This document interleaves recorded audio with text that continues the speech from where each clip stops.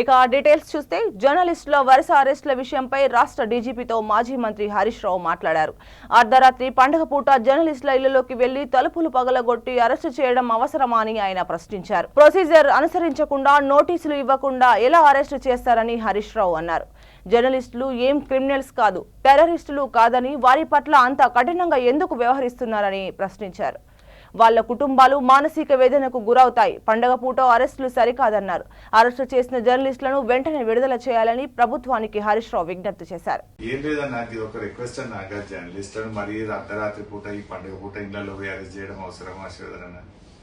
మా రిక్వెస్ట్ ఏంటంటే follow the due procedure. వాళ్ళేం క్రిమినల్స్ కాదు, టెర్రరిస్టులు కాదు కదని రేపు అదే పండుగ తెల్లారి అరెస్ట్ చేయండి.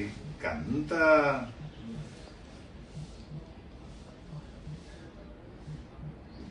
దట్స్ ఓకే అన్న, అది ఒక్కటి వరకు ఓకే. మిగతా నన్ను తలుపులు వల్ల కొట్టినారు, ఒకరిద్దరిని తలుపులు వల్ల కొట్టి రాత్రి 12 గంటలకు పట్టుకొచ్చుడు బాగుండదు కదన్న.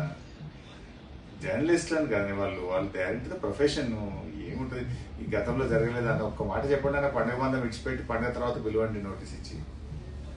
ఫ్యామిలీస్ అంతా ఫీల్ అవుతారు కదన్న. పండుగ పూట ఇబ్బంది పెట్టకండి. కైండ్లీ. Thank you.